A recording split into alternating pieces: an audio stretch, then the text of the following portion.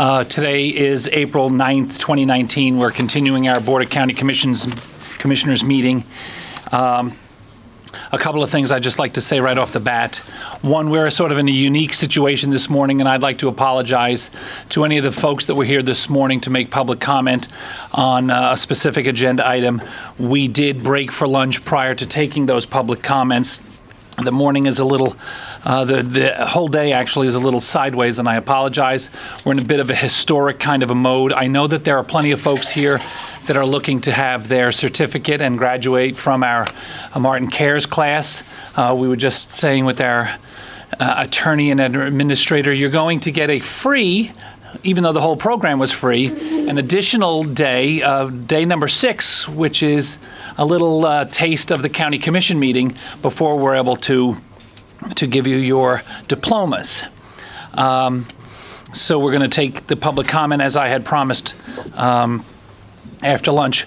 We'd also like to, while we're settling and do one proclamation, because the sheriff is here to accept a proclamation declaring Public Safety Telecommunicators Week in Martin County, Florida.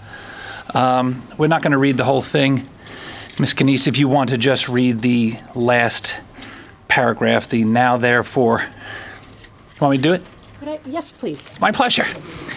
Now therefore it be proclaimed by the Board of County Commissioners of Martin County, Florida, that the week of April 14th through the 20th, 2019 is Public Safety Telecommunicators Week in Martin County, in honor of the men and women whose diligence and professionalism keep our county and citizens safe. Now therefore it be proclaimed this 9th day of April. And to accept, we have, you're in the safest room in Martin County, ladies and gentlemen, right now. We got law enforcement everywhere. It's not because we're expecting some kind of a crazy public comment session. It's Telecommunicators Week. And we also have our Martin County side of the telecommunication as well. Yes, Fire Rescue and Michelle Jones. Well, please welcome, come forward to accept the proclamation.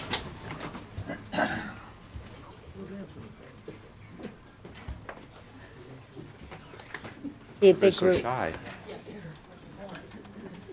Whoa, big group. Okay, come on.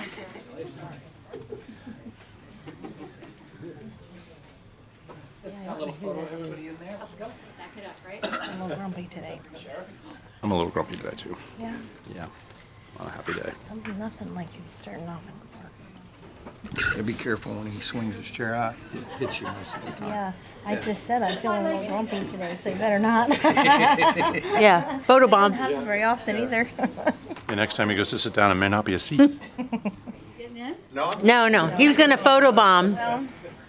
You were electronically. Okay, one. Well, we're running low on juice, so it's just one of those days. And go. Thank you very much, Sheriff. Ladies and gentlemen, want to say a couple of words? Yep, whoever would like to speak. Speak Katya. now. Thank you. My name is Katya Yalonen. I'm the Administrative Support Manager for the Martin County Sheriff's Office. Thank you, Commissioners, for this honor. It is truly very much appreciated.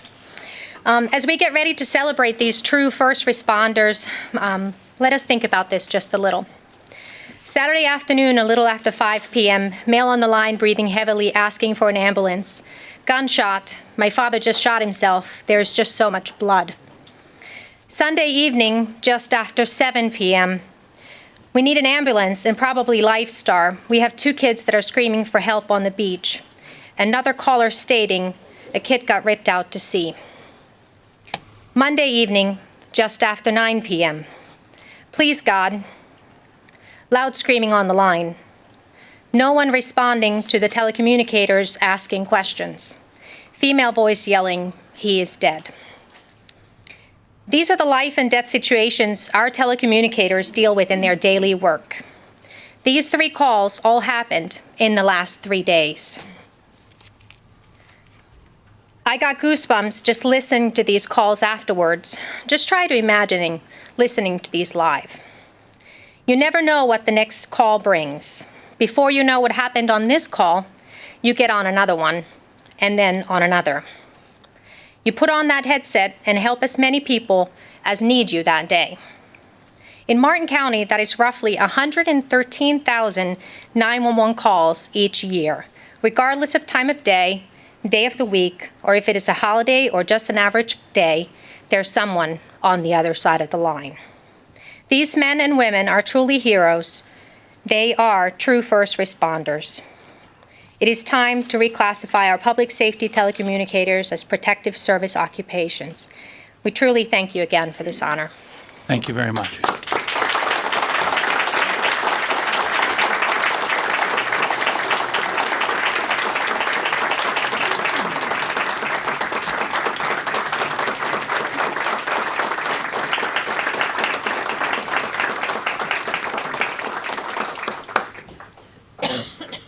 Very quickly, Bill Pecci, Deputy Director of Emergency Management. On behalf of the fire rescue dispatchers, Katya covered it better than I could.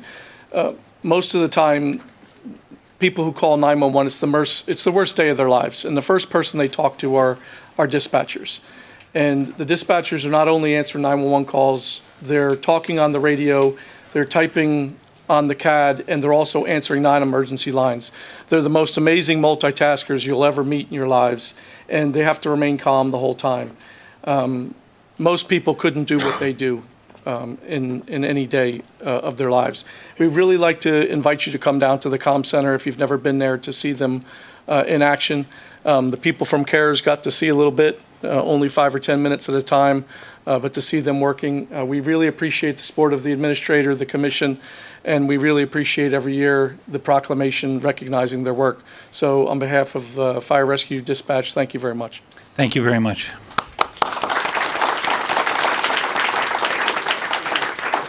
Thank you. Anything else? Of course, Sheriff. No, that's not on yet. Little one. Use that one.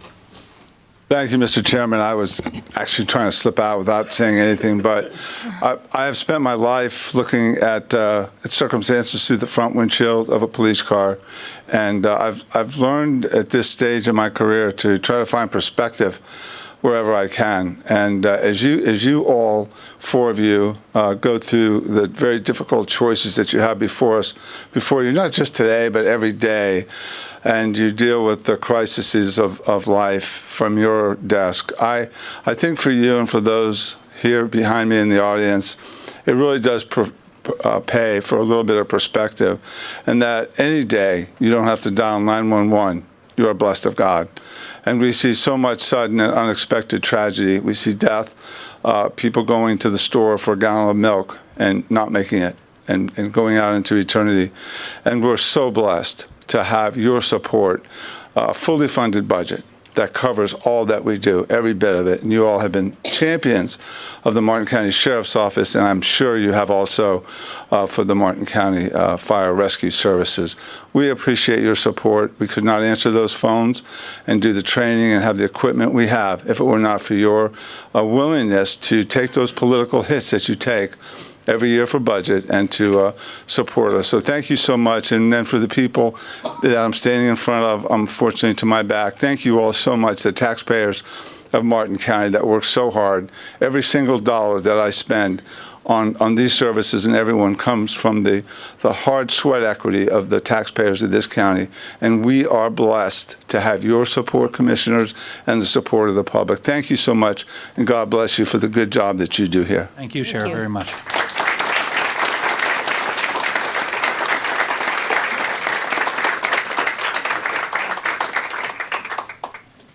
Thank you. Okay, we will get right into the public comment. For those folks that are joining us, we are halfway through public hearing, quasi-judicial number 1, Treasure Coast Classical Academy Major Final Site Plan.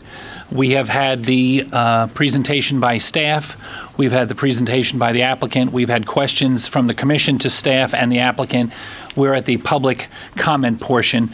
We have several. If some of you are just joining us, you'll have 3 minutes.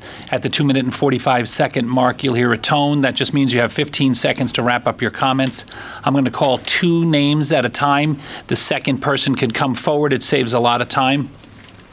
I would also had 2 individuals that were here all morning that had no choice but to leave, and they have left. comments that at the end of all of the public comments, I will just read into the record. That's not something that we traditionally do, but this is sort of a unique day for us here on the board, so we'll do that. If you have not yet submitted a request to speak form, this gentleman, our bailiff, can take them from you or give them to you if you need a form. And there's nothing wrong with, if you are for or against something, to come forward and simply say, I'm for it or I'm opposed to it, and then we can speed the process along. I think I have about 30. Our first request to speak form is Ms. Heather Rogers, followed by Jackie Transinger. Good morning. Good afternoon.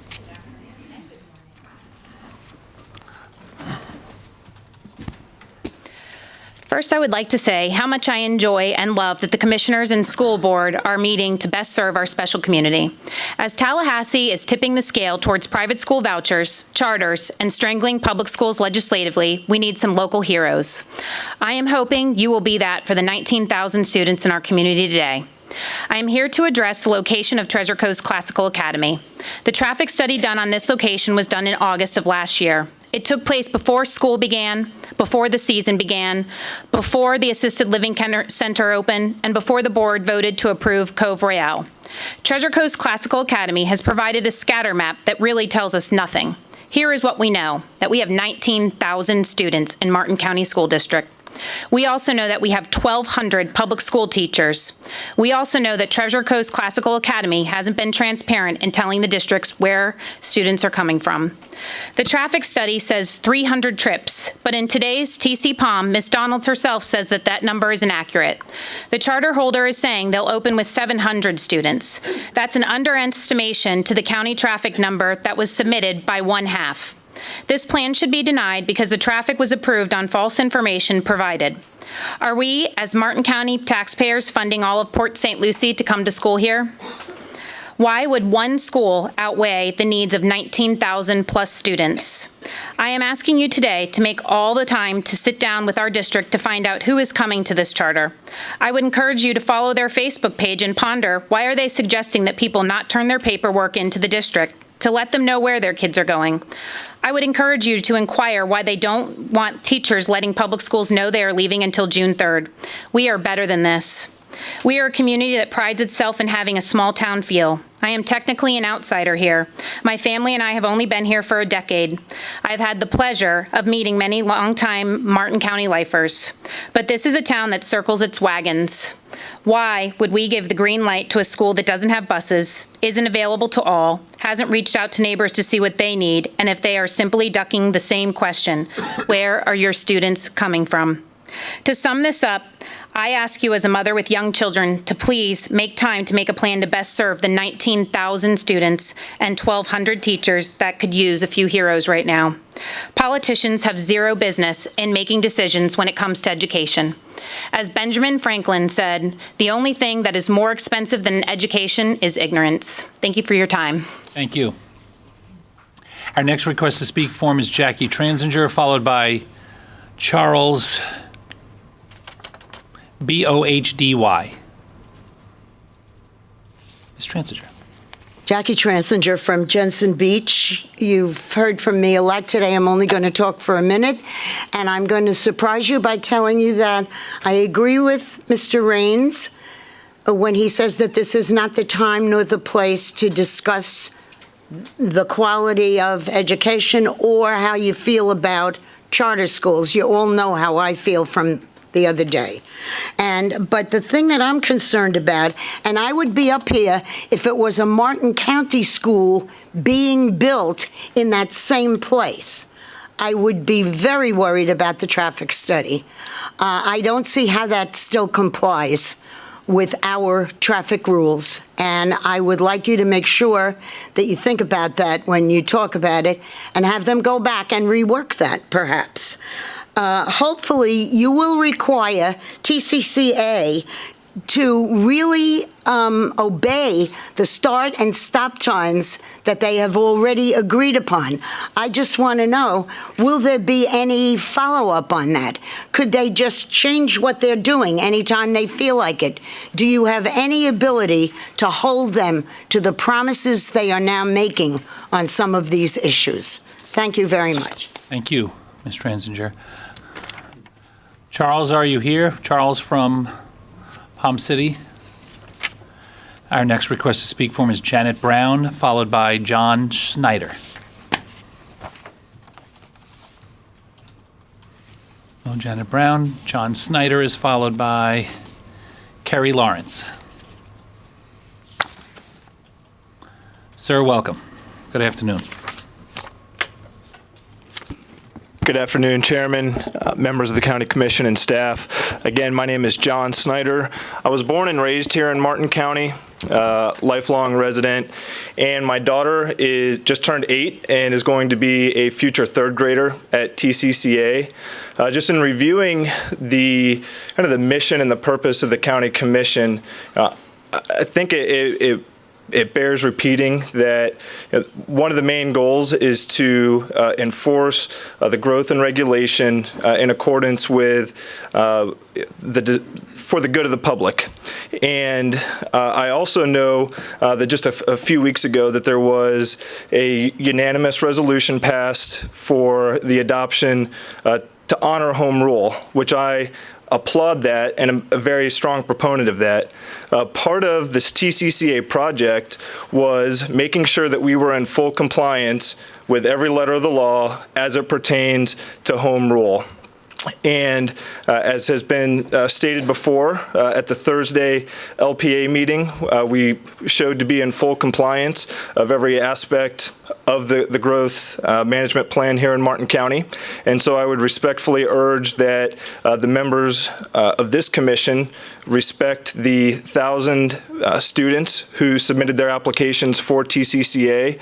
Not all of them have registered, but we did receive over 1,000 student applications. And so I believe that in and of itself shows that there is a strong desire within the public sentiment for this charter school.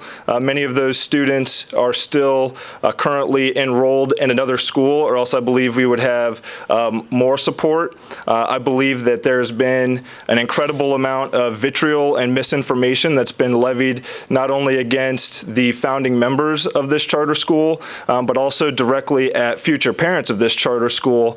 And so because of that,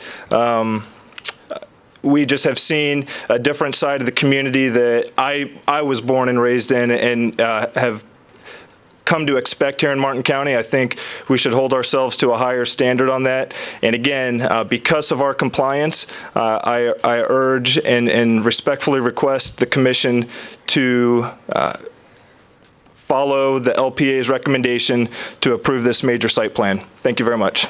Thank you very much, sir. Carrie Lawrence is followed by Steve Mullen. Hi, Carrie Lawrence of Palm City, Florida. Thank you all for your time. I have 3 daughters, 2 of which I would like them to go to TCCA. I just want to kind of reiterate the same thing that the school board did pass for this charter school. The LPA did pass it as well, and I'm requesting the board to finalize that approval. I know earlier today and throughout we've heard a lot about traffic, and many people comment that they're for the school, but they're not for the location. My personal opinion is no matter what location we choose, somebody's going to come up here and complain about the location. We can't stop growth, and we can't stop a school that's been approved by the LPA because there's a couple residents that are unhappy about this. We need to be looking at the county in a whole. My kids go to Jupiter right now. We hear about our taxpayer money. All my money is going to Jupiter. My money's going there, then my after-school activities, my grocery shopping. I personally would love to come to Martin County, bring my kids here, and be able to spend my money here, put them in after-school activities here, do my grocery shopping, and keep that money in the same county I live in. Lastly, I have lots of friends that go to the public schools, and they're very happy there. It's just not the right fit for my particular family. And I will never tell any of these other families to switch. And the people that are against this don't have to send their children there. We all have a choice, and this is something I'm choosing to do. And I hope that you guys will go ahead and pass this for us. Thank you very much for your time. Thank you. Steve Mullen is followed by Valerie Jarrett. My name is Steve Mullen. I'm a resident of Palm City. I don't envy the job that you do. I am the president of our homeowners association in Stewart West, 249 homes. This is better than that. Probably, it could be. I feel like it's a microcosm of what you guys get into. I'm not going to be the designated complainer or the person who comes up and gives lots of numbers that probably aren't accurate. What I will say is that I'm here representing myself and my wife and my 2 young children who are going to go to this school. And this curriculum is going to forever change the trajectory of their lives for the positive. And in turn, it's going to change our lives. And it's hopefully going to change the lives of those around them. It's that important to us. We recognize that Martin County schools are fantastic. It's one of the reasons we moved where we did. But it's not right for us right now. This curriculum is better. And I've been to all of these meetings, and I've heard all the people talking about charter schools and the merits of and taking money from here. At Citrus, we've got a large number of students from Port St. Lucie. So there's cross-county infiltration of students wherever you go. I don't see that as an issue. What I see is a board of commissioners that has a large mechanism around you and beneath you that has determined what the rules are and what the laws are and what must be met with a project. This project has done that. You've got staff that work tirelessly to make sure that this complies, which it does. And with the exception of one LPA member, that vote was not politicized, and they urged you to pass that as well. So I'm not going to tell you how to do your job. You hear enough of that. But I will ask that you do it. And I'll ask that you do it without politics and without, this isn't something that requires discretion. This is X's and O's. And I know for us, the traffic study, I don't think it's going to be anywhere close. There's at least a dozen children from our community that will be going there. This is not people coming from somewhere close. We're all going to be carpooling, 4 and 6 in a car. So if your concerns are traffic, I would consider that as well. So we appreciate the work that you do, and we'd appreciate a vote to the affirmative for this. Thank you, sir. Valerie Terrett, not Jarrett, I apologize, followed by Naomi Bernstein. Valerie Terrett, Hobe Sound. I'm in favor of this, short and simple. Wow, good for you, thank you. She yields the remainder of her time. Naomi Bernstein, she yields all of her time. Laura Pate, followed by Maria Wells. Good afternoon and welcome. Good afternoon. My name is Laura Pate. I live in Palm City, and I just wanted to support or speak to you in support of the TCCA. I appreciate all the hard work that you guys have done. I was at the meeting previously that LPA recommended, and last April, I believe, the school board approved the charter. So we're at green light so far, and I respectfully request that you continue to green light this project. I am a working mother. I'm a public school teacher of a rising first grader, and my family, along with hundreds of other families, are so excited about this unique curriculum. It is a classical curriculum for the county, and we're happy to have this option for the curriculum that's a good fit, as Stephen just said.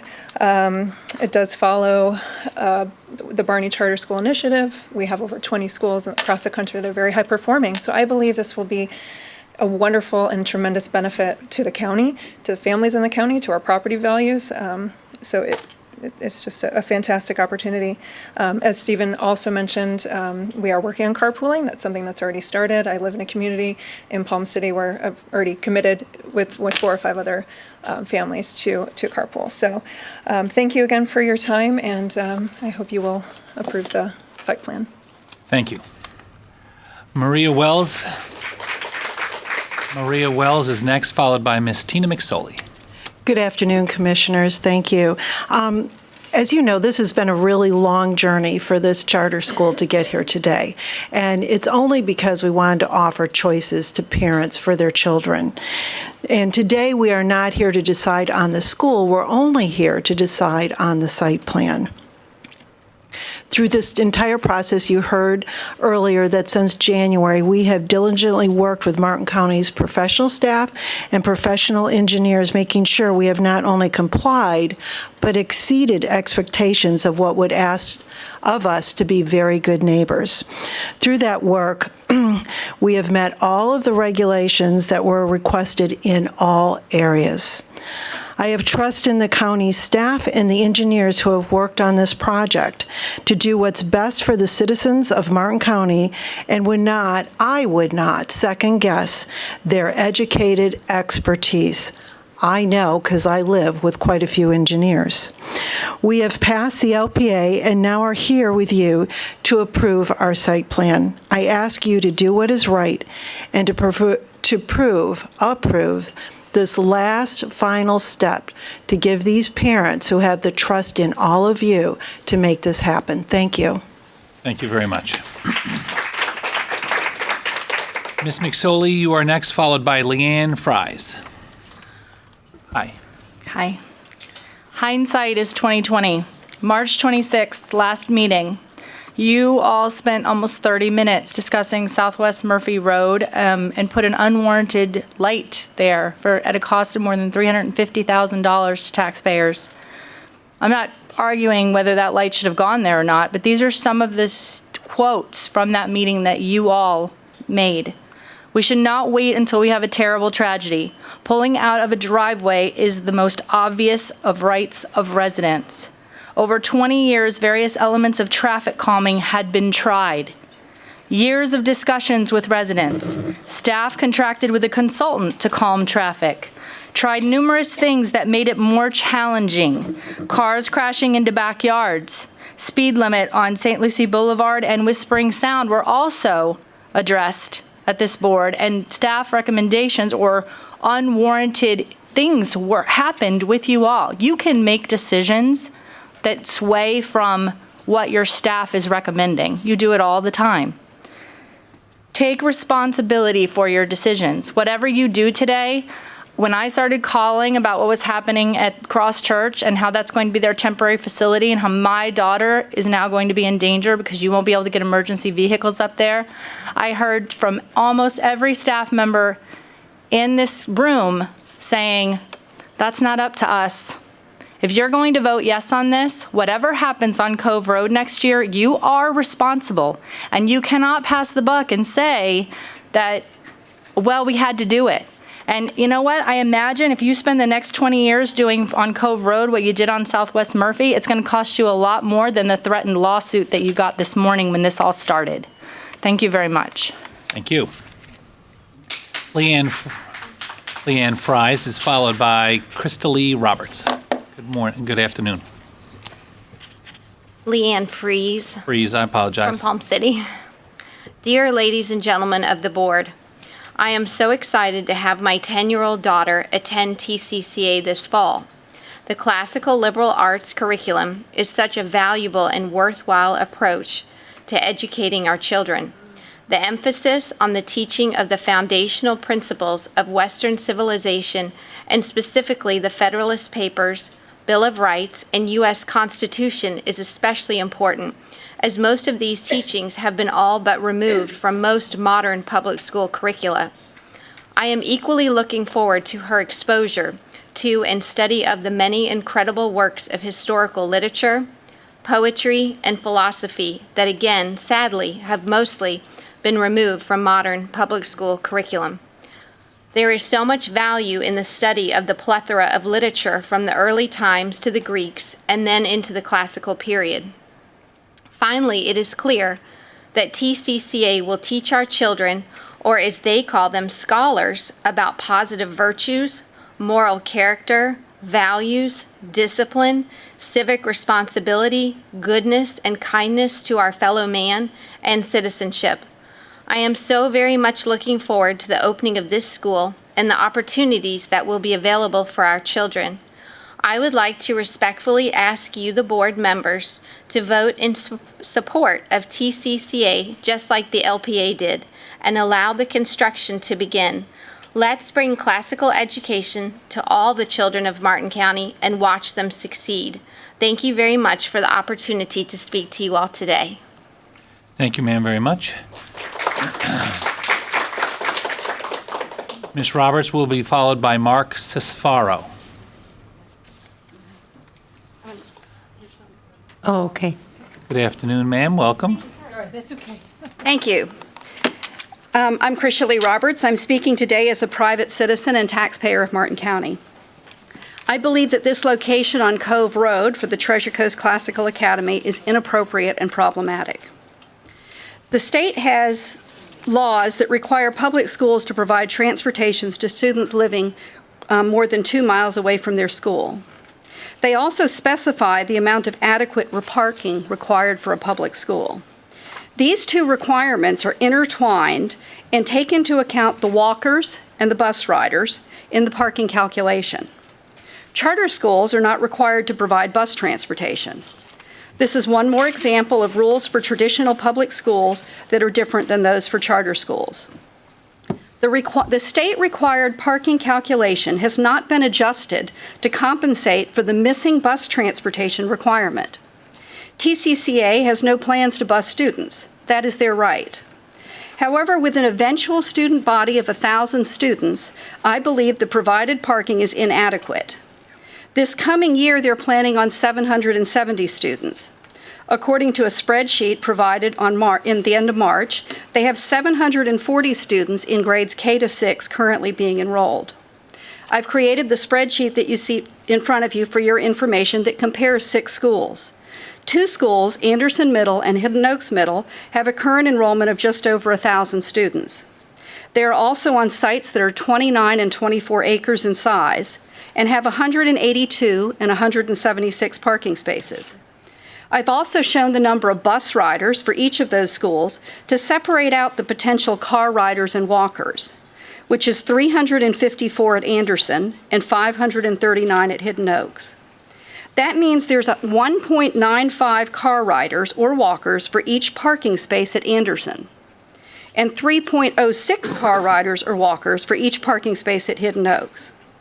By contrast, there will be 7.87 car riders or walkers for each parking space at TCCA when there's 1,000 students, and 6 car riders or walkers for each parking space when they start with the 770 students this year. In 7 years, TCCA will have high school seniors. I'm disappointed that the parking privileges of these potential seniors is not being addressed. I also believe that the site plan should show the correct parking calculation that takes into account high school seniors. In conclusion, this site doesn't have any road frontage except on Cove Road. 15 acres or 14 acres is a small size to fit a school for 1,000 students, especially when a portion of the property is unusable wetlands. I'm convinced that the parking will be a problem and the traffic will be horrendous. Time is not a critical factor now that they've secured a temporary location to start school in August. Please protect the residents and taxpayers of Martin County. Thank you. Very much. Mark Cesfaro, thank you, sir, for coming and staying, followed by Edward Jost. Thank you, Mr. Chairman. Good afternoon. I had to change my notes here from good morning. Thank you for the opportunity to speak here today. And also, Mr. Chairman, thank you for getting clarification on that PM trip count. I asked the same question the night at the LPA meeting. Now I understand that. I'm not here to argue for or against the charter schools.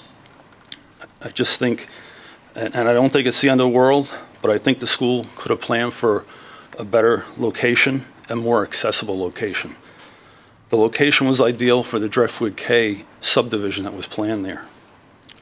I have 2 main concerns. Of course, the first one is traffic. The projected traffic counts from the staff report that they went over the other night at the LPA meeting. Right now, Cove Road's operating at a level C.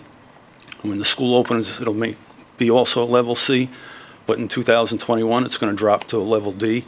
And then who knows after that, once they expand out to grades 12, 6 through 12, they're going to be adding a grade every year.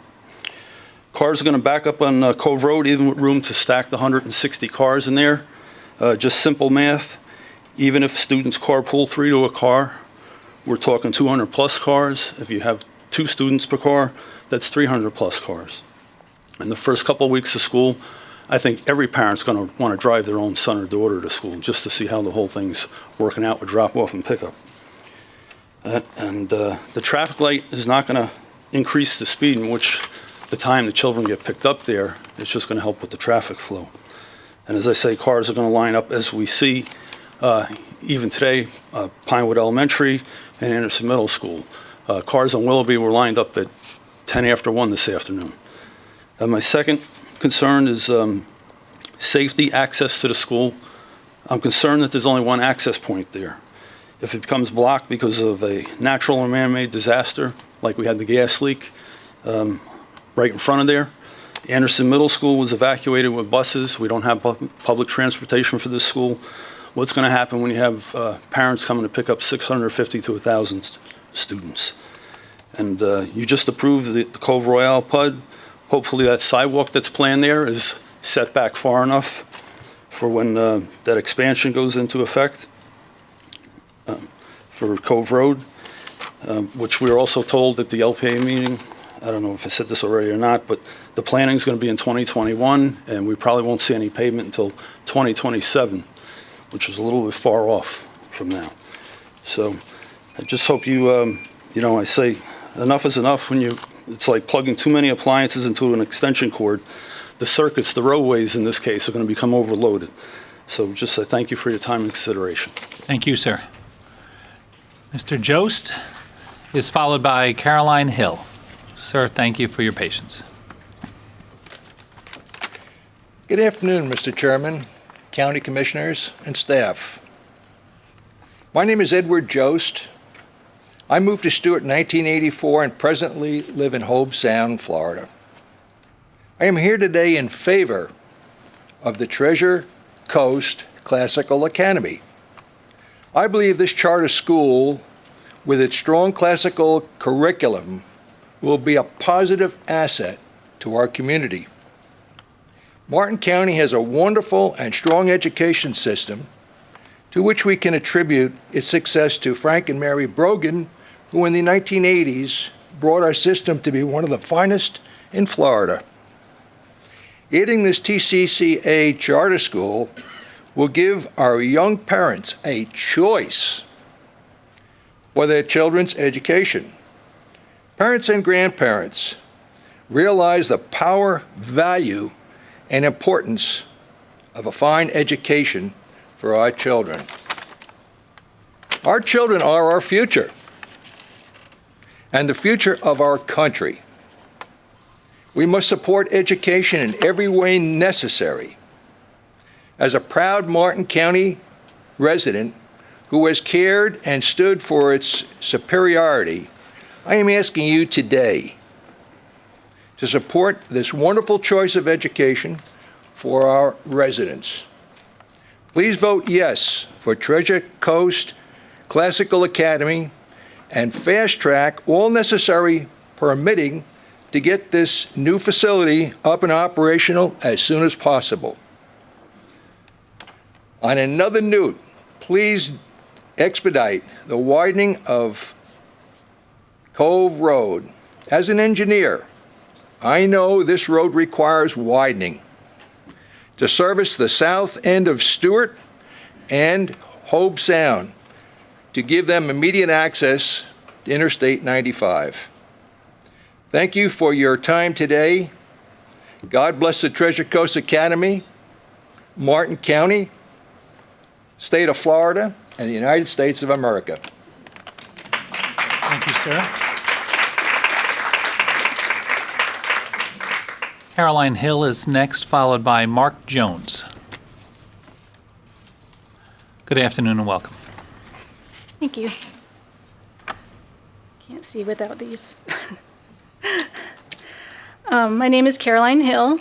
I have been a resident of Martin County for 40 years. My parents moved us here from Broward County in 1978 when things were growing too much there for their taste.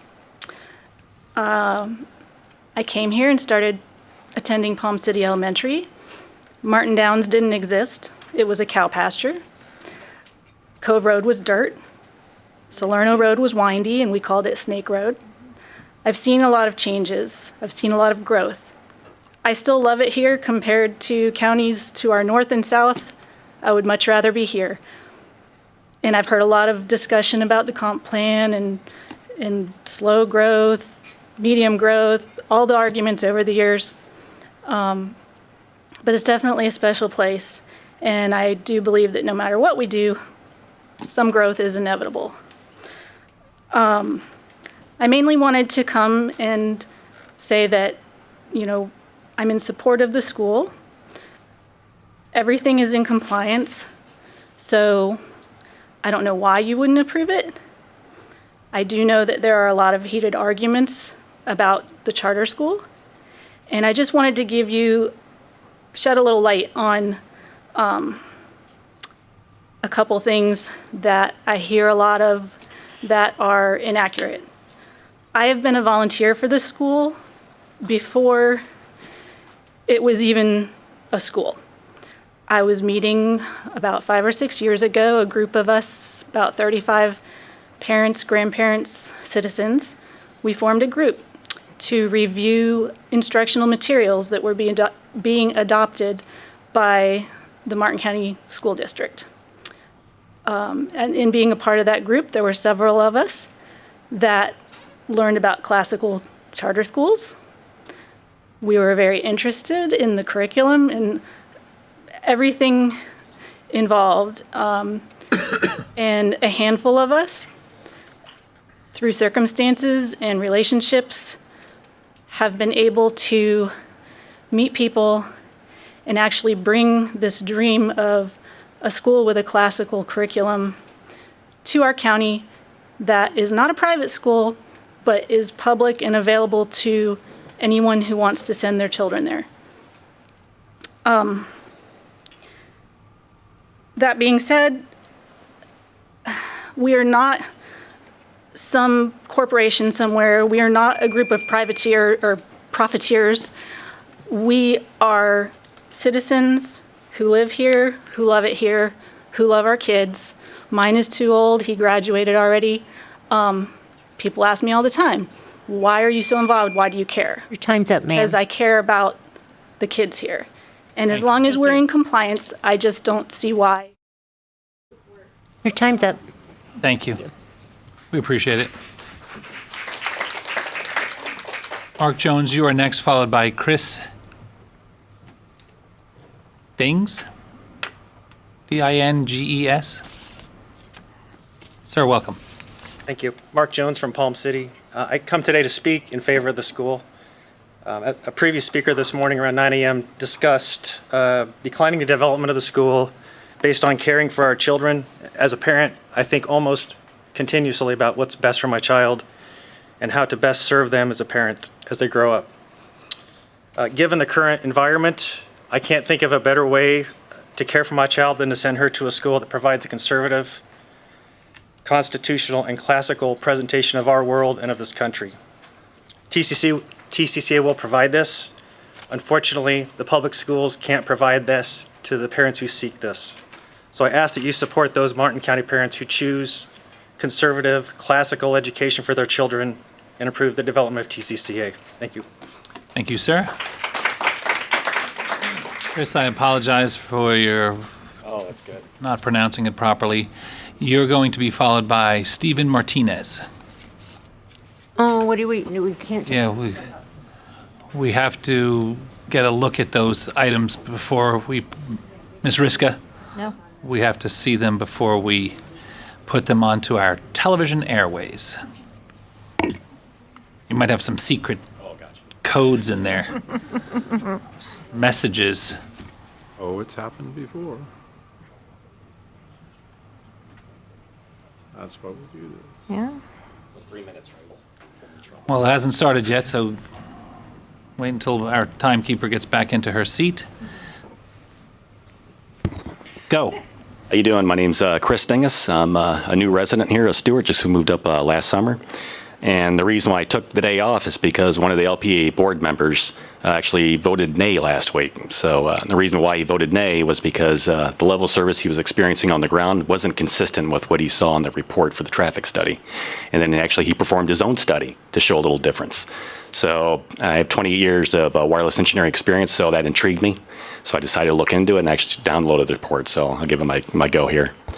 What you see here is basically a picture. This is the gist of the conversation, the congestion that you see, and the hot points that we have for Cove Road and Cantor. Anyway, I just want to point out that for Anderson Middle, the school peak periods, using crowding source data, these are the actual periods where people would be impacted, 8:15 to 9:30, 3:30 to 5. So if you're going to do staggered, you want to work around those times. Here's basically the introduction for the traffic analysis report. What I highlighted here, it's difficult to read probably, but it's just the inputs to the study. And there's two primary aspects of the study. You basically have 2 intersections that are being analyzed, and then you have a traffic distribution report. So the first one I'll talk about is the intersection study. Well, right off the bat, the study is using a date of August 2nd. I think someone else brought that up. So right there, you're getting the best case scenario of the CD rating. So school's not in session. Probably want to pick a date that's not when school is in session, and you watch around for winter and spring break as well. So that's what I have is basically the revised input recommendations are choose a February to March timeframe, get the worst case scenario, and that's what we're trying to do here. You probably don't want to pick a single date for the study either. I recommend doing a weekly date, and you throw out your high, low, and average the other 3, get a nice even study. And then the other thing that one of the LPA board members brought up last week was someone asked about, hey, when are you finally going to pave? And he said, well, the traffic engineer goes, 2023 is when we finish out the study. Then 5 years later, you might see the paving start. So 2028. I might add that you might want to do a 2028 study analysis as well. You're trying to figure out what's going to be the impact before Cove Road actually gets expanded. And then the final result, the second part of the study, was actually incomplete. It actually showed that it did not meet the standard. It was over the 1 VC ratio, volume to capacity ratio. And then they broke it down a little bit further to show that Atlantic was the peak point of all of it. So really they said to compensate for that, we're going to do a staggered approach. Well, then they didn't finish the study. Just show us what the staggered versus the non-staggered approach is. That's what I was waiting for, and I didn't see it. So it's really an incomplete study. And to talk about a staggered approach, sometimes a staggered approach isn't the best approach. In fact, for me, I live 500 feet away from the site. So for me, I'd rather rip off the Band-Aid. I'd rather have both of them at exactly the same time. And a couple of my neighbors said the same thing. I know exactly what those times are. Make it the 1 hour. So in summary, 3 things. Clean the inputs, cleanse the inputs, finish off the study and show the implications of the staggered versus non-staggered. And the last thing is freshen up the data. You can take 3 road strips right now, throw them on Cove Road, grab fresh data instead of the 2017 FDOT results. Time's up, sir. Thank you. Thank you. Take it with you. I'd like to submit those for the record, sir. Stephen Martinez is next, followed by Karen Wheeler. Sir, welcome. Hello again. I feel like I'm the only single person here who's affected by this school. I'm the one who's going to live right next to it. I'm the one that they helped me out by saying, we'll build a wall for you. That's encouraging. That's only a small part of the problem. The traffic light that you want to put right there in the front affects me also. My driveway is right next to the entrance to where they want to build a school, the driveway access. My concern is basically this. If you're going to put a traffic light there, how does that affect my driveway, which is right next to it? How is it easy or not easy for me to come in and out of my property? My other concern is the wall that they're going to build up. Are they going to put lighting in there? Is the lighting going to be floodlights like these 5 that are shining upon you people right now? Imagine this on my property or right next to my property, and all I got to do is see this 24 hours a day or when it's dark. I have a concern about that because that's going to affect me. If I don't have privacy, it's a little daunting. My other concern is the safety for me, not for the kids. Teenagers, when they become teenagers, they become reckless. I used to be a teenager, as well as all of you, and we all know we did things that we didn't want to do, but we did it because it was adventuresome. I have a concern about some of the kids, not all of them, 1 or 2 maybe. All it takes is 1 to climb over that wall and then bestow themselves upon my property, and then what do? Do I have any rights for them not respecting my private property, that they would come over just to fool around or do whatever they want to do, that's a concern also. I'd like to see some security. I would like to see some kind of, in my mind, that I'm going to be safe from the kids.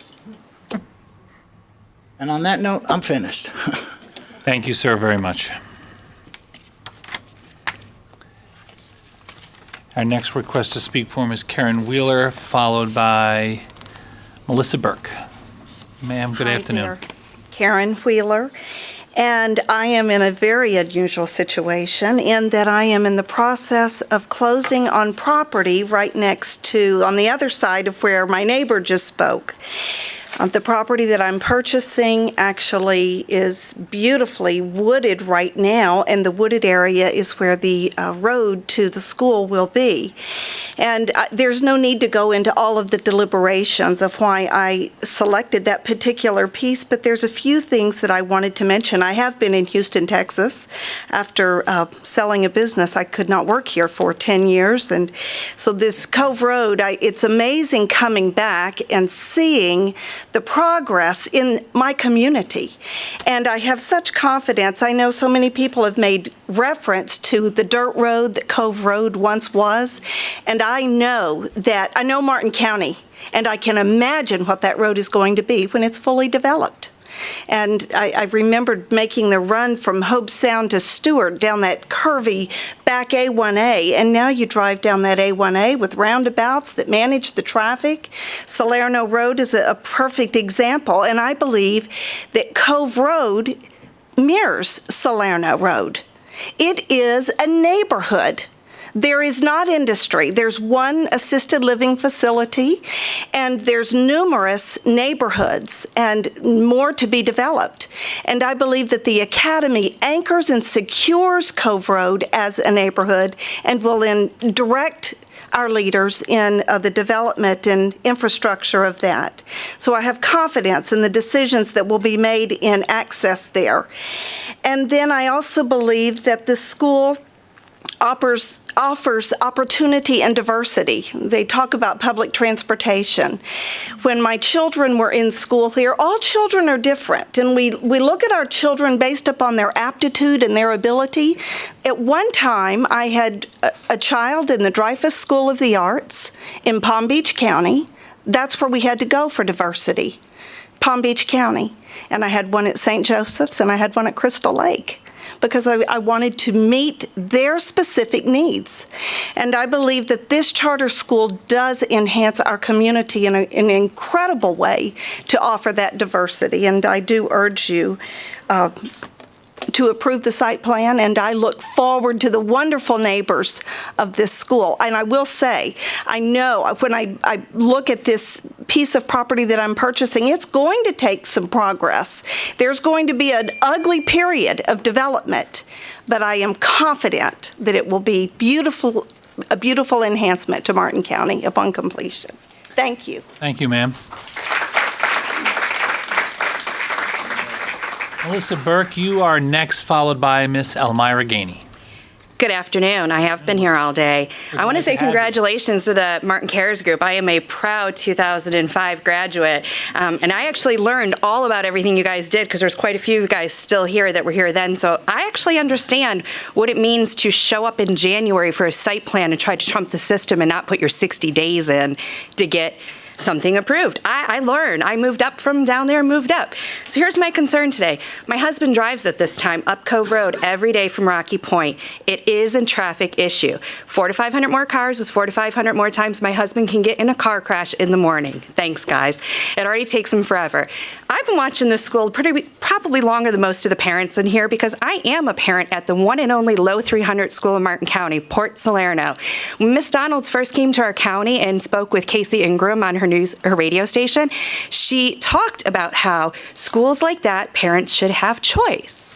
Well, I thought, wow, there's something different for my 82% poor minority friends at Port Salerno, my 60% population that speaks Spanish first. So I was so happy to see that there may be a choice here.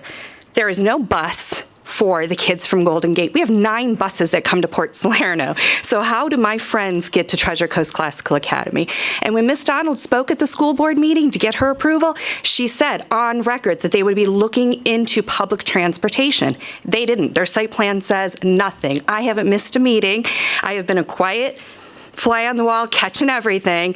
And I'm disgusted that the 800 students at Port Salerno that do not have transportation to get even to Port Salerno will not have an option to go to any other school. And I'll tell you what about curriculum. Grammar is grammar. Phonics is phonics. You don't need a special curriculum to teach kids. So I say no to Cove Road because I don't want my husband to have to deal with an extra half hour to 45 minutes of traffic when he goes to work. Next thing, I'm concerned about the bond. Let's talk about the money today because that's also on the agenda. Jacksonville Board of County Commissioner pulled a bond from charter schools on April 3rd. Other counties throughout the state are pulling bonds and not allowing them to have their names on them. So before you vote today, let's take a look at how that money is going to impact Martin County because statistics show that these charter schools only stay open 2 to 3 years and then go belly up. What happens with that bond and money? $18 million. Do you guys see this on here? $18 million. So, as a public school mom that also picks up at Murray, Carline backs up for 4 or 5 blocks, but in a residential neighborhood that can handle it. We double stack.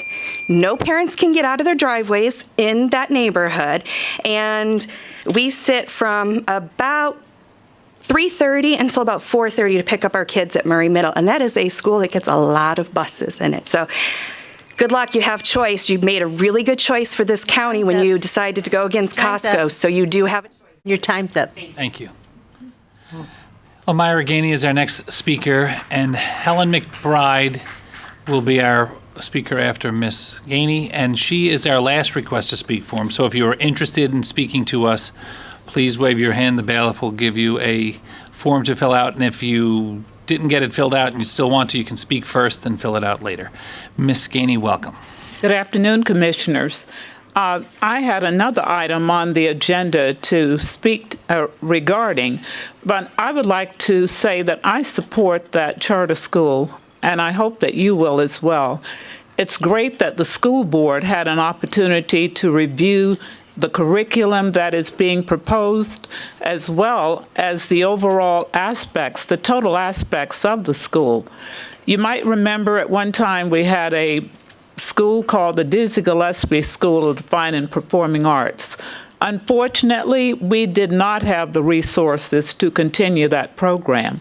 But the diversity that's, the curriculum that will be presented will give our community, our children, an opportunity to have a really great educational program. And I'm really happy that the parents have come forth and they have done all of the groundwork and now presenting it to you for the opportunity to have a school of this nature in our county. Thank you very much for your vote, and we hope that you will approve it. Thank you. And I don't know about coming back for the other one, Commissioner. It's fine. People know my first name. I'm sorry. We have you here, and we're having sort of a unique day. Okay. So, thank you.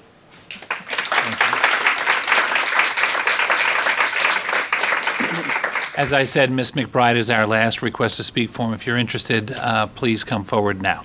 Ms. McBride, welcome. Where are you from? Oh, I'm from Stuart, Florida, which is in Martin County.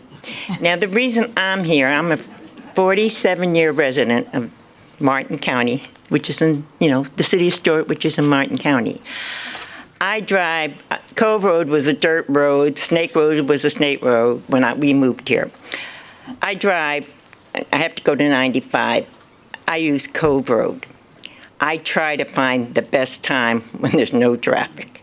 Let me tell you, I know the school starting at the time and that, so I make sure I'm not there. Now I don't know what you're going to do, but another school, another big block of time. The reason I go to Martin County is because I have 2 grandsons down there, and when I get a call about picking them up, and they go to charter schools. Joseph gets out at 1:45. I go down at 1 o'clock because of the long line And if you're not down, then you're really in line. And I've got the other grandson to pick up at another school, and by the time I get over there, well, the line isn't as bad. But this traffic, my main concern is for all of the people of Martin County, the safety of that road. Now, a lot of these young people don't know about our budget and where the money's coming from. I've been here. Like Jackie, we sit through all these meetings. Cove Road is not going to be 4-lane as long as I'm alive, and maybe many. Well, I doubt it. I don't know where you're going to get the money. That was voted down. Remember, all the people in Martin County voted that down, where we wanted the money to do this. So it's fine. They say, oh, well, just widen Cove Road. Well, if they all want to come up with $1 million in that, that's fine. You can widen Cove Road, but you have to think of the safety. And again, I didn't know they weren't going to supply school buses. They don't in Miami either, but it's up to us. And like I say, you all know where Stewart is to Martin County. That's a 2.5-hour drive. So think of the traffic and the traffic study, and be honest. You're not going to be widening Cove Road within the next 10 years. Thank you. Thank you, ma'am. We have one more. Okay, good afternoon. I'll be brief. My name is Dr. Joe McGinnis, and I live in Stewart. I'm retired now, but I adopted my granddaughter, and she's 9, and she goes to elementary school in the county.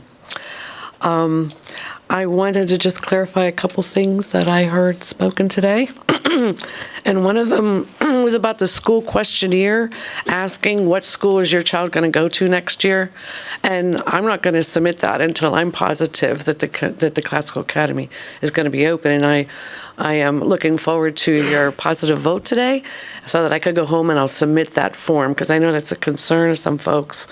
And also, the elementary school that I drive my daughter to every morning right now is about 20 cars, in the circle. So the fact that this school has 160, I just don't see what the issue is there regarding the drop-off circle. And finally, I checked out the Martin County 2019 budget, which is approved all the way out, or at least it's spanned out to 2023, 24, even 2028, actually. And I found $5 million for Cove Road resurfacing and widening over a 4-year period from 2020 to 2023. So perhaps there's some adjustments that could be done, if this is a concern about widening the road and not waiting until 2022, 2023. So those are just a few things that I wanted to offer, besides the fact that not only did I support this school because it is an option for my child, but the curriculum is excellent, the schedule is excellent, the facility is excellent, the discipline and the leadership skills are phenomenal, and so it's time to go. So you were self-timing. Thank you.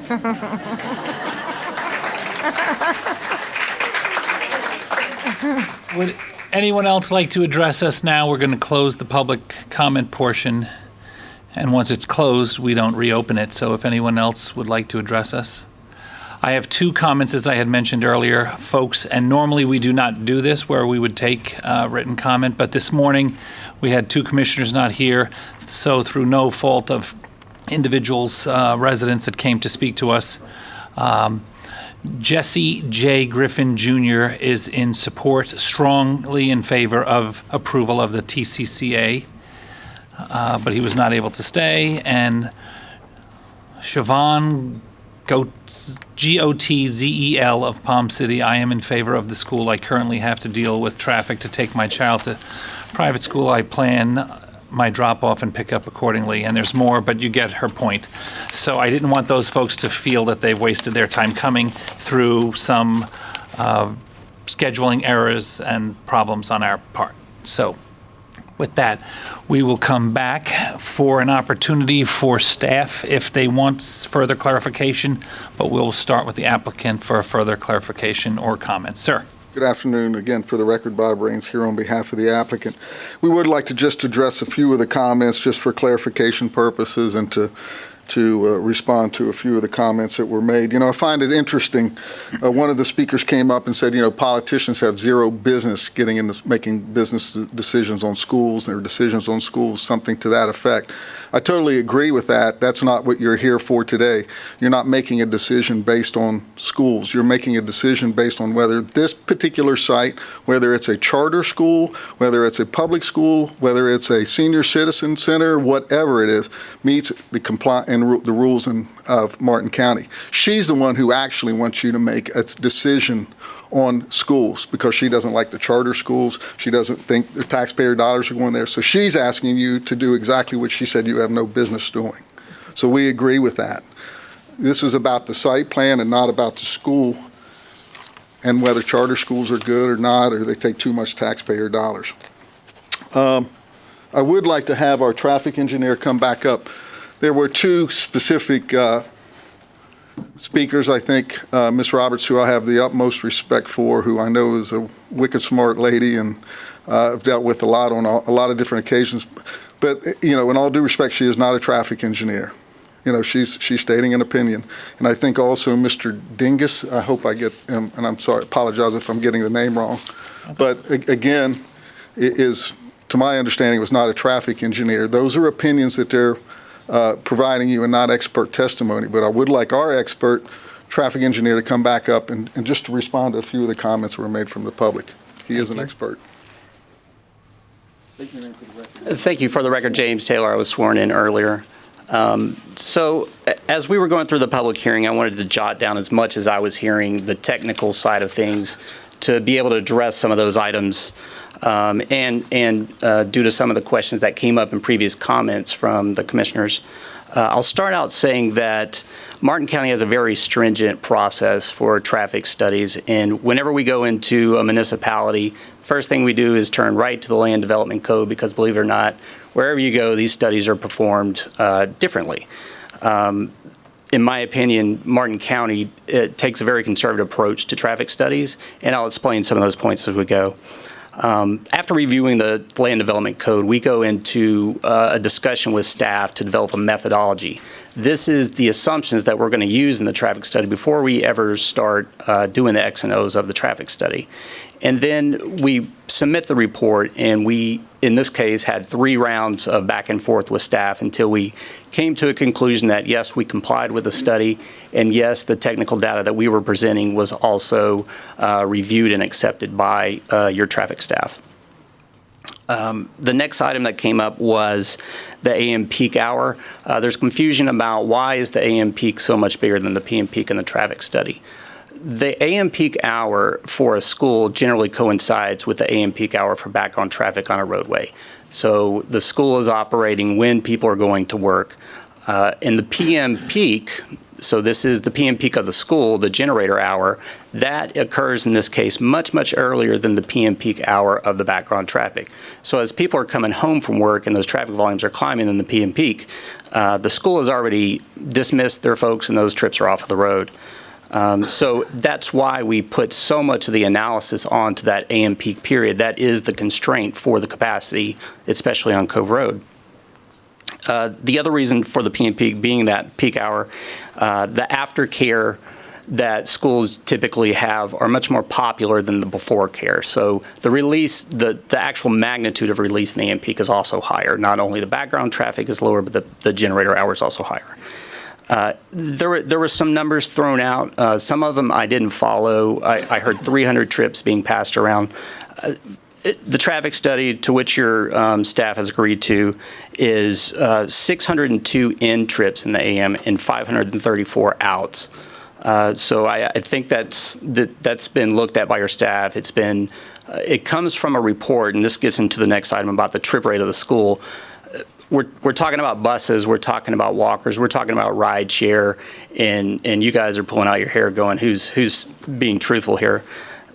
We don't come up with these numbers in a vacuum. These numbers come from the Institute of Transportation Engineers publication.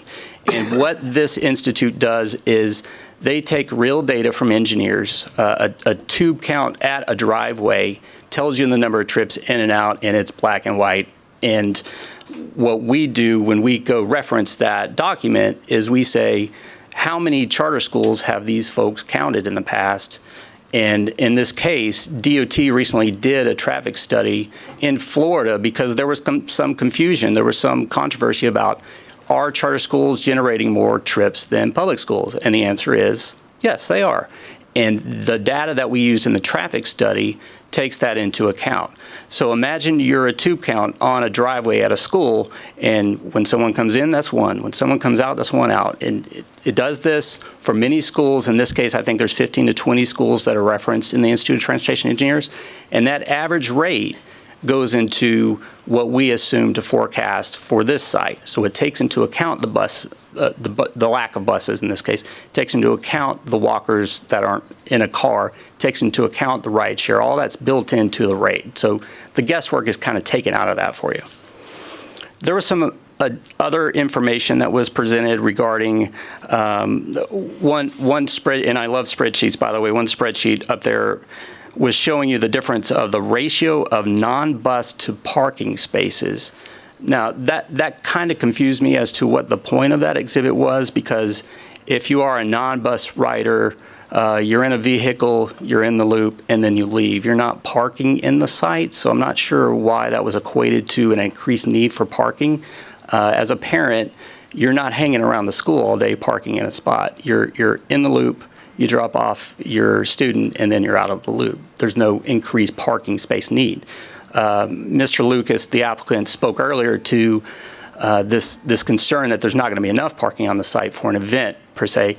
And the vehicle loop has 2 lanes for most of the loop.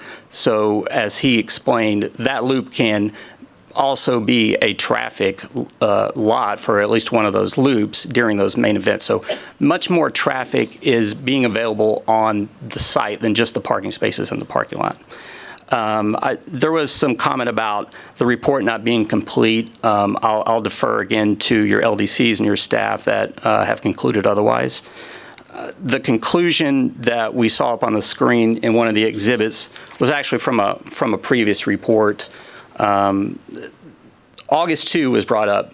The intersections that we counted for the study, per your staff's direction, were actually counted in August 2, and then were seasonally adjusted for schools. So those counts were actually increased by like 12% or whatever it was, because we have from the county, an annual accounting of the traffic.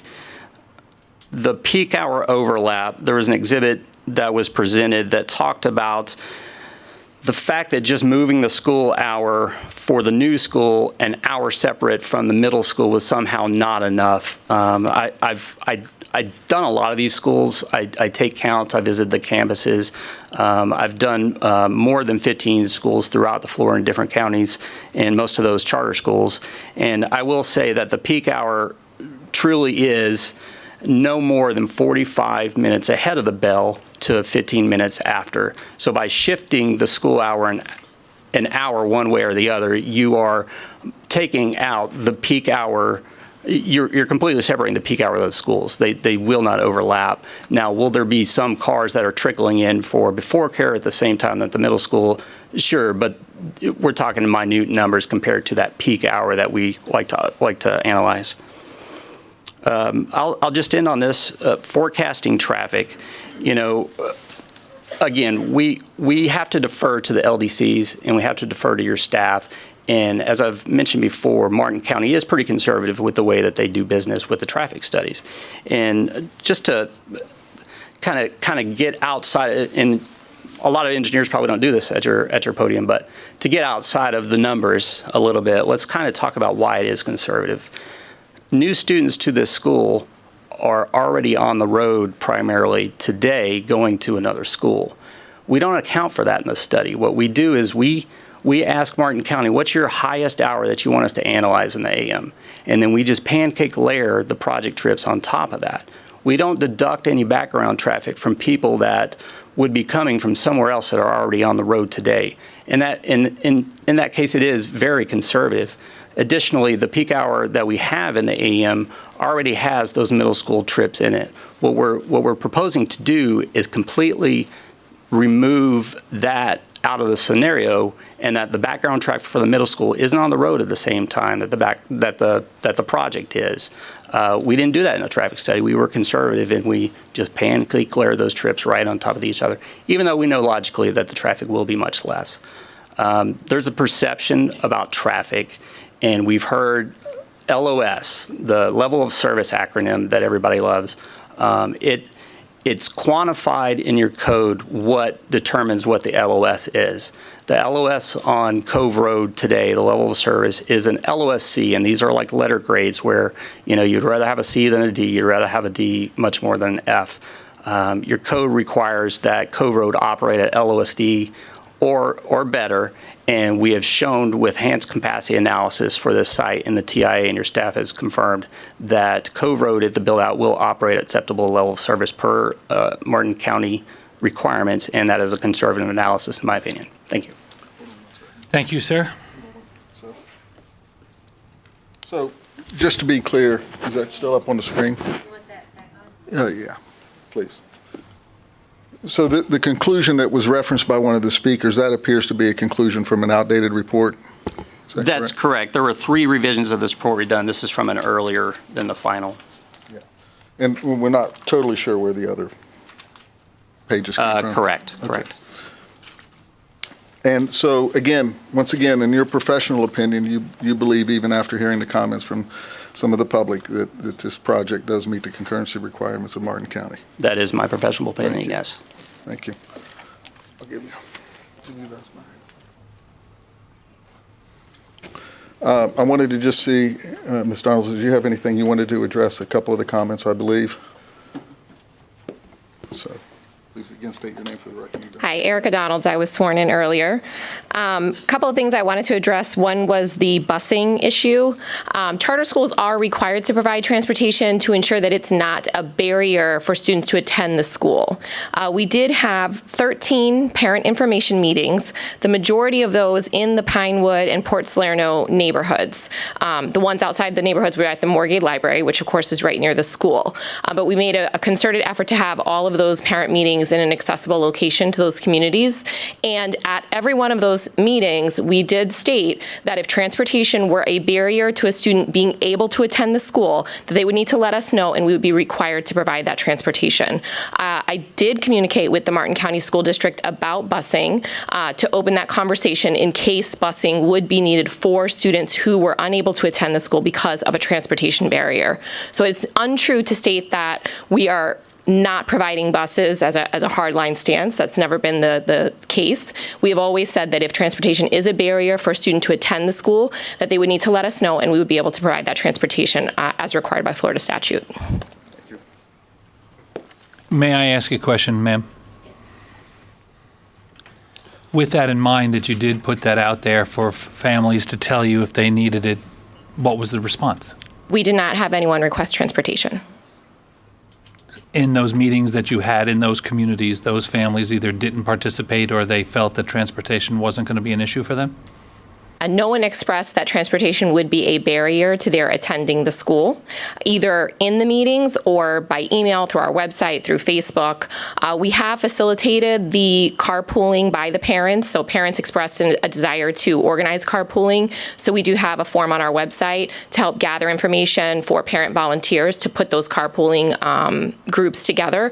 And it may be as we go forward that parents could express a need for transportation and we would have to address it at that time. So it's not even necessarily a final thing, just thus far, we have not received any requests for transportation based on it being a barrier to attending the school. Thank you. Commissioner Smith? And same sort of question. So how many requests are required to require a demand? 1 or 20? The statute simply says that transportation cannot be a barrier, so we would need to find a way for any student for which transportation is a barrier to attendance to get to the school. So if there is one student for which transportation is a barrier, we would need to help accommodate that student. And so, and just because I'm curious and I don't know the answer, and maybe everybody else will want it. So transportation means, do you send someone from the school to pick them up? Is there a regularly scheduled something? Charter schools can be very creative when it comes to providing transportation. So it depends on what the need is, how many there are, and what that looks like. Most charter schools do not provide transportation. The reason for that is because we do not get capital dollars. The same people who are complaining that we don't have buses would oppose us getting capital money that allows us to buy buses, which the school district purchases with capital dollars. So that's one of the main reasons that charter schools do not provide busing. We don't get the same funding that other public schools get in order to purchase the buses to provide transportation. So any money that we utilize for transportation comes directly out of the classroom. And again, forgive me for not knowing, because I don't know enough about this to be completely literate on it. Do you have donors? Do you have people that contribute to a charter? Is it something like a nonprofit but not a nonprofit? It is actually a 501c3 nonprofit organization, so any donations made to the school are tax deductible. We do have some donors that have donated to the school and will be holding fundraisers and things like that, just like any other school. However, the bulk of the funding for our school thus far has been made in private loans, which will be repaid with state dollars after the school opens. And besides that, our budget is pretty much confined to what the state dollars are going to bring in on a per student basis based on the number of registered students. Yeah, and I'm this whole thing just sort of, just interesting, the whole structure of it all, but I'm just thinking, for instance, of the Pine School. And when the Pine School shuttered its facility on 10th Street in Stewart and moved all of its kids down to Hobe Sound, they provide transit all the way down to Hobe Sound and back because they had to, they needed to, because there was no way all the parent trips were going to work in those kind of distances. So I hope you, if your charter school operates in a fashion that there is the ability to fundraise and people get excited about that idea, as you have certainly supporters here that seem to be very excited about the idea of what you're all doing, that you look into that. Because as a perfect, for instance, if we have a neighborhood that clearly has challenges with transportation and folks getting from point A to point B, some of those were brought up today, how do those kids get from that neighborhood to your option, if that's the choice? My guess is there may be even barriers to people asking that question, whether it's sort of intimidated to ask the question because maybe they'd like to, but they don't want to. Because if I ask that question publicly, then I'm calling myself out as someone that is in need of something that everybody else isn't. And I hope if this moves forward that you look into that and you really explore that, because it really would be an unfortunate option if this is such a great option that neighborhoods that don't have that option would have the option. I used option a lot in there. I don't know why, but that's okay. Thank you. I appreciate that suggestion, and that's a big concern for us too, which is why we tried to make the parent information meetings as accessible as possible in neighborhoods that we felt might have a barrier to not just attending the school, but also even getting information about the school. We also did literature drops in those neighborhoods to try to make sure those parents access the information about the school. It is a difficult task. Some school districts in Florida, an increasing number, do share capital tax dollars with their charter schools, which allows charter schools some additional funding to provide those transportation options without having to fundraise excessively. I believe Martin County has at least over $1,000 per student in additional local tax dollars that charter schools do not receive. That kind of per student sharing, we would look forward to that happening hopefully in this community as well eventually, and be able to provide those types of options and accessibility. Thank you. Any other questions? Mr. Raines, are you getting close to? No, I think we're wrapped up. We just wanted to have a couple of the responses, especially with respect to the traffic. Again, I think we've shown through competent and substantial evidence, not opinion evidence, that we do meet your rules and your requirements, and we believe we comply and that we should be approved today, and would respectfully request that you do so. Thank you. Thank you. We're going to come back to the one. Hold on a minute. One second, Commissioner Jenkins. I just wanted to say that That was your rebuttal to the public comment. The commissioners are now going to ask questions of staff or most likely the applicant. And we'll start with Commissioner Jenkins. Most of my points that I was taking notes as everybody was speaking have been clicked off by the conversations, but there was a few of them. The enforcement of the start times was brought up by one or two people. Right. Is that a part of the development order that, okay? Yes. That answers that. Commissioners, I think you I have had that that on on my the list. screen, actually. Ms. Riska, I think she was going to mention that in her comments, but we've provided that information. And enforcement of a development order, we do have the ability to enforce a development order through code enforcement or other appropriate mechanisms, but the applicant has agreed to be bound by this. Okay. Absolutely, and code enforcement is, Ms. Story knows, she and I deal with that quite a bit, so they do enforce them. So to be clear, just to piggyback on Commissioner Jenkins, there's no changing it. What's in that agreement, that's the way it is. A year from now, you can't say, well, you know. I don't see any need for us to do it, but if we were going to do something like that, if there was a change of circumstances or whatnot, we'd have to come back before this board, I believe, Ms. Story, to change that. But we don't have any intention of doing so. We don't think there's going to be necessary. But I wanted to just answer your question. The only way it could be changed, if it was ever going to be changed, was to come back before this board and request it. And then I'm sure, knowing this board, they would remind us of what we were doing. But if we came back, I think it might be because there was a change of circumstances. It might make sense. Okay. Commissioner Jenkins, please continue. My other concern, and I forgot the neighbor's name there at the blue plaid shirt, he brought up and this may be a question for Lisa, his driveway is literally parallel to the entrance where the stoplight is going to be. That's been analyzed that's not going to create a dangerous situation for him, I would hope? It should help him. I'm state sorry, your name I'm for the Lisa record, Wixer. please. I'm the county engineer. Lisa Wixer, W-I-C. On the mic for whatever reason.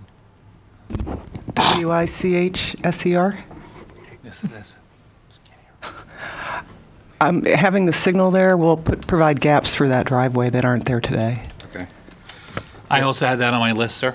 Top of my list. And that's why I started talking before he did. And then the lighting question. I would assume there's, other than if there's a sporting event going on, is there lighting that's going to adversely affect the neighbors? Yeah, I'll let Todd address that. He's the expert on that. Was that on your list? I'm looking, because that was one that he said he didn't want the lights to shine in his yard. Hi, Todd Lucas, and I'm sworn in. There are no ball field lights, after hours, large lights, and as far as the wall itself, if anything, it might be a little landscaping lighting, but at this point, we don't have plans for any of that. There are no wall lights in the wall, and per code, you have to shield and keep it in the property as well, so we can't spill over onto adjacent properties. But I can assure you there's none built into the wall itself. So there won't be any light pollution outside the Correct, property. that's correct. Okay, and then my last question was something that Ms. Roberts brought up was eventually when you get high school students, how are you going to park, that was on her list, how are you going to park high school students in a parking lot that's... Who wants to answer that question? Who's answering that question? Or don't they get to drive? Because I'll let you know that I was one of the first ones to go down Cove Road when they paved it in 1979. I was also the first person that got a ticket on Cove Road in 1979 going to high school. So, yeah. Right. Do I need to state name? Todd Lucas, I was sworn in. In talking with Ms. Donalds, when the high school starts, there'll be a different adjustment to the start time of the high school versus the regular schools. By state statute and Florida Building Code, there's a certain number of spaces that have to be provided for each per high school students for students that do self-drive. And so our site plan takes I think it's 1,034 students overall. And based on state statute and codes, I think we need to have 86 total, which includes at full build out the number of high schoolers that would be attending that. So we're another 40 plus over that number to accommodate that. So right now we're accommodating what the state requires for high school drivers plus another 20 to 25 spaces. Okay, thank you. Thank you. Hold on, sir. I am. Commissioner Hetherington. Can you just clarify that again? So you have 134 students and you have 86 that are designated for high school Yeah, Parking? Todd Lucas, I was sworn in. You don't have to do that. Wasn't sure how many times. I promise. No, so the way the way that the statute reads for all public schools is that they have to meet the code compliance of the Florida Building Code for public schools. And within that code, there are very specific requirements that are one space per number of administrative members that are there, teachers, janitorial service, support service. Then it's a certain number of spaces per student through 10th grade, and then it's a certain number of spaces per student through 10th through high school. Obviously, the number is, it's 10 versus 100 students when you get to high school because of the averages of high school students that drive. What we have today on the site accommodates that code at full build-out, even though the school will not be at full build-out when it opens. So when we reach full build-out, we've already accommodated that, and that number was 86 or 82, I can't remember the exact number of spaces, but we've also added an additional 40 spaces on there, so there's more than enough to accommodate that. So we're code plus. Does that Yes. clear? Okay. Yeah, that clarification. And somewhere within, probably not this, our purview, but is the student enrollment capped at 1,034? So there's a couple of things that cap that, and I'll look to Erica to nod her head to me here, but the charter, when the charter is granted, there's a maximum number? No. So there's a cap based on state statute as far as how many students per room. With, I believe it's 18, 22, and 25. High school's 25 kids per room. I think K through 3 is 18, and then the grades in the middle are 22 maximum students per room. So as we designate the floor plan and the layout of the building and say these are 10th grade rooms, 11th grade, 12th grade, you know that your maximum of 25 students per room, that total number for this building is 1,034. Okay, so in 5 years, it's not going to be 1,500, it's capped at, okay. Yeah, they wouldn't fit in there, and again, it's against what the statute allows. I think that's it for now. Okay. I have a couple for you. Commissioner Jenkins checked a couple of them. Do we have any idea, and might be our staff that would know, what's the capacity of cars in the turning lanes on Cove Road, both east and west, that would be entering the property? Like, if you stopped at the red light, how many cars can stack on Cove Road before they get into the 160 spots on the property? Is it a single lane? If it's a single lane, how many cars would fit in it? So it's the length of the stacking lane? Yeah. Who wants to answer that question? Do you have the answer to that?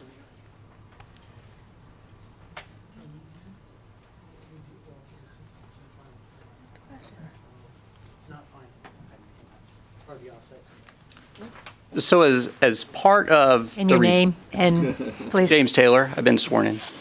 As part of the review for the signal design, which is currently ongoing, we're at 60% plans, and I am not the engineer working on it, but my understanding is that we are addressing those, and as part of that comment set, there is a requirement that we take a stab at what the preliminary signal timing is going to be in the 60% plans, and then that will tell us how much delay is expected at the turn lanes, and then we have to accommodate that Q plus decel length, deceleration length to get out of the through lane into the turn lane and to be able to stack that number of cars. So that is still under review with the staff, but it will be part of the signal design that's ongoing. Okay, my reason for asking that question is obviously I've had kids that go to Martin County schools as well. I've been many, many years in car lines and 34th Street in Palm City that leads to Palm City Elementary School. I get blocking the things. Whatever, and this is more for our staff than for you, sir, would be that whatever the maximum capacity of stacking cars in left and right, I think would be appropriate simply as a fail-safe if it gets that far. There was another question on alternative emergency access. Is there any part of the property, I see a lot of neighborhoods where there might have a gate that's only controlled by fire rescue or first responders. Is there any other access onto the property from just that entrance? Even if it's an emergency property where you have to find out, is that something that the county is on our, There has been none included on the site plan. and obviously if it was a requirement, you would have made them do that.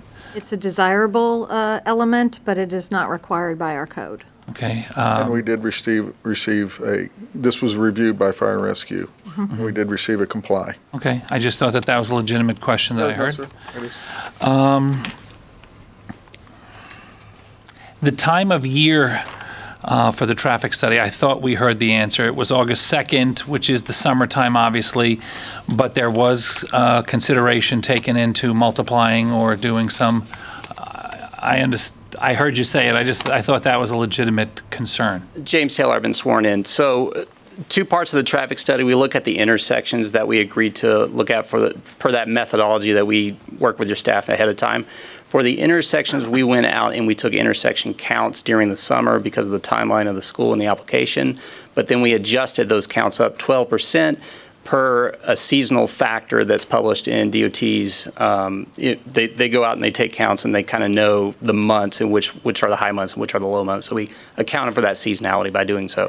For the segments themselves, we got the annually adjusted segment counts from Martin County, and I assume that the peak does not occur in the summer in Martin County, so those would not have occurred during the summer.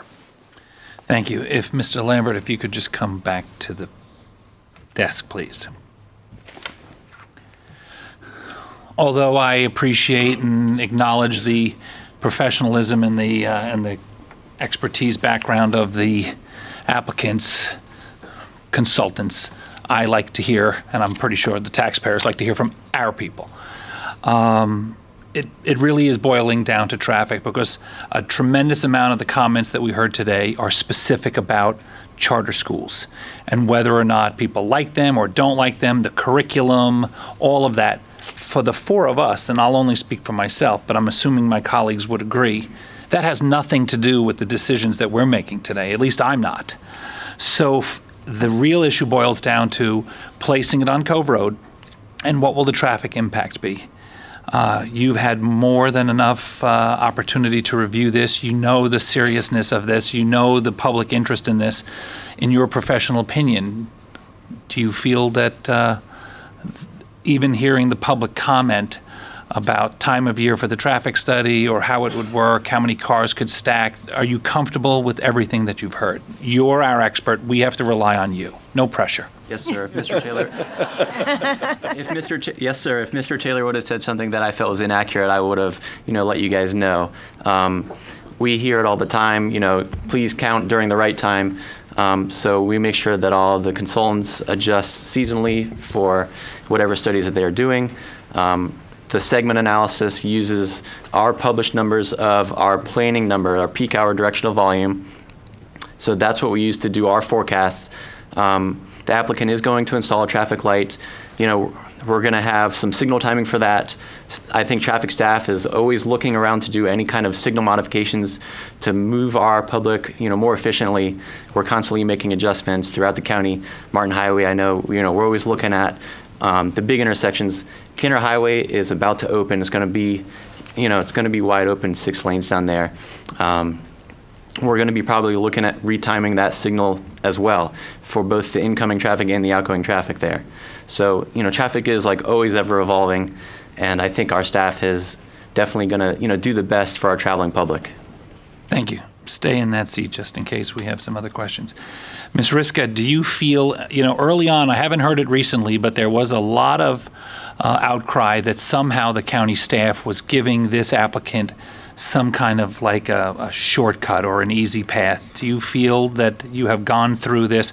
I will tell the folks that don't know Ms. Riska, we have plenty of people in the development community, some of them might be in this room, that constantly come, I'm sure, to all of us and say, she's impossible to deal with. She is too strict. Not me, Cal. Yeah, not Bob Raines. I've seen voodoo dolls that look like you. With that in mind, for the rap that you get on being nearly impossible to work with, do you feel that you have given anyone any shortcuts in this project? You can take a moment to compose yourself. I would like to say that I am a stickler. You either do it the way you document it or you document it the way you do it. that comes from my scientific background. I believe in data and I believe in rules and regulations, and they're there for a reason. And if you don't think it's a good rule, then, well, you change it through the proper venue. Otherwise, you meet it. It's my professional opinion that this applicant has met the applicable requirements of our county codes. If that was not my belief, I would not be before you testifying to that fact. I appreciate that very much, and I will tell you that I'm a strong advocate for you because that's exactly what we want you to do. We want you to do your job. Now, even if you weren't able to, your boss, Ms. Van Vano, how many years have you been with the county? 31. Would you let any shortcuts? Would you let any kind of things happen where you're not protecting the process? Would you let that happen? Nikki Van Vano, Growth Management Department Director. I have been sworn in. I have the same philosophy that you've heard Ms. Riska express. We have a code, we have a comp plan, we follow it. If you don't like it, you can apply to amend it, and we would not testify that something was in compliance if we did not believe that to be the case. Thank you. The other thing we heard early on from Mr. Raines was that this was straight zoning. So what that would mean is that the property is currently zoned for this use.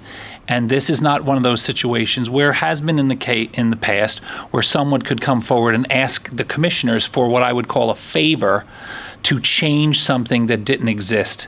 You know, go through the process and let it be. He's not asking us for permission to build specifically on this property or to change something because you can build this facility on this property currently, Yes, sir. correct? This has the correct land use and zoning for this use. So in the past, and you've been here for quite a long time, and some of us have been up here, you know, Commissioner Smith has been up here for a long time, when commissioners bucked that and denied an applicant their actual opportunity to build something that they were allowed on the property, how has that ended up for the county staff or the taxpayers? What does that normally entail? Well, in our increasingly litigious society, when an applicant feels they have been wronged, then their likely choice is to sue the county. And we have sometimes suffered the consequences when an applicant had demonstrated compliance but yet was denied. Okay. Switching over to you, What Ms. that means is not well. Yeah. Right. You know, and I get, you know, there is always the threat of a lawsuit. And I'm not afraid, and I've said this in the past, Commissioner Jenkins and I were back up here 2 years. We ran on a platform, individually, but ran on a platform of trying to end all of the lawsuits that the county had been a party to, because commissioners had taken it upon themselves to go in a direction that was not the direction that staff, either in growth management or specifically in our legal department, would have advised us to do, and just decided that we'll make the decisions. And when they ended up in court, and I use an example, it's all public record, across from C Branch on US 1, that applicant came forward with a vision of what they wanted to do on the property, and it was a little bolder than modest, and the board at the time denied the project. They immediately sued the county, which, look, whether you want to spend taxpayer dollars on lawsuits or not is one thing, but what ended up happening is the applicant in the court was granted way more than they had originally asked for. So when you look at the project across from C Branch on US 1, on the eastern side of US 1, every tree came off the property. All of the rules and regulations that we would have tried to push and to enforce on your behalf, we were not able to. The judge decided what that project was going to look like. We have to be careful of that. I am mindful of that. We actually labeled that. It was called legislating through litigation, and we pledged not to do that. And it happened. So I wrote just a couple of brief notes and then I'll finish. I have friends, not just in this room, but who have addressed this on both sides, for this project and against it. Dear friends of mine, neighbors of mine, I know that this has become a very one side or the other issue. So I can't look to my personal experiences and my friends and whose opinions personally I would count on to make decisions, because there are very smart and passionate people on both sides of this issue. So I put that aside. And then how many people attend the meeting? A lot of people think that the commissioners, we will be somehow swayed by either no one shows up or 300 people show up. And if we were going to start looking at who was for it and who was against it, I see Commissioner Jenkins is all about doing, based on the public comment, who's for it and against it. I don't do that, because it's too difficult to do that. The other thing is the concept of public school versus private school versus charter school. My kids went through the Martin County school system very, very successfully. My wife works in the Martin County school system, but I know plenty of kids that went to the Pine School. I know plenty of kids that go to Catholic school. I know plenty of kids that go down to the Benjamin School, and you name it. So I'm not getting involved in any of that, nor should we today. The other thing, it boils down to, some of you make very, very eloquent and passionate public comments. And I write down the things, and Mr. Martinez, you had said some things. I'm like, that makes good sense. And there was some other folks that were, amateur traffic engineers. But with that in mind, I can't do that. I have to actually go by what our technical staff would tell us. And when someone gets a full row of all complies, it makes it very difficult for us to pass on that. Now, my friend, and I'm not afraid, I'll say it publicly, my friend is Tina McSoley. I think she left, but she's a good friend of mine. And when she said that a week ago, or at our last meeting, we were talking about adding a traffic light on Murphy, I thought that was very clever for her comments. And we did. We added a traffic light that our engineering department would say was not warranted. But that's not the same as what we're talking about here. That was a conversation that came up on whether or not we should put a traffic light. It wasn't the product of months and months of deliberate, very careful examination by 15 departments. Every department all had to agree. If one of them, they don't all fall in like dominoes. Several could agree, several could disagree. To get a comply in every one of our categories in Martin County is not easy. It's not easy. So those are the things that make me have to, make these decisions. Whether this is a great charter school and the curriculum is great or not, whether I think that choice is a good idea or not, it's not my place to say from this seat. I have an opinion, but not from this seat. From this seat, I have to hear what we hear from staff. I have to hear what we hear from the applicant and from the public and make a decision. And I think this particular decision, although it's passionate, is pretty cut and dry for me. Because, there will be development. There was one woman that spoke about there will be development. On Willoughby, we've had issues. On Martin Highway, we've had issues. On Canner, we've had issues.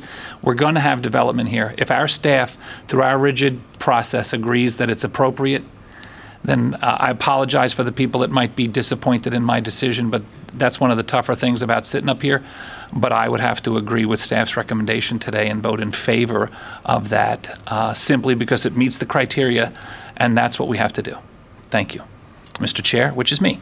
So, anyone else have any comments or concerns prior to entertaining, not the public, I'm sorry, just the commissioners or the applicant or staff?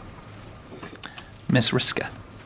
Thank you, Mr. Chairman. I just wanted to just bring to your attention real quickly the resolution that staff is recommending for approval has had some minor revisions from what's in your packet. That's what I've got on the doc cam here. You can see the three there, and there. Those are the three conditions we're recommending. The changes from what's in your packet are shown there in red. We've added that you're approving the alternative compliance for landscaping. That's staff's recommendation. And we added some specifications for the approval of that seed mix and what department and administrators should be making that approval. And just wanted to bring that to your attention. Thank you. And we agree with those revisions. Anything else from staff or applicant? May I just make one comment? Yes, please. Someone asked how enforceable these regulations are and whether or not they could be changed. As Ms. Story said, they are enforceable. And I would also tell you that conditions that the board agrees to and places on a project like this become part of the approved development order and must be adhered to unless they come back with an amendment that comes before you. Thank you. With that, we're back to the board.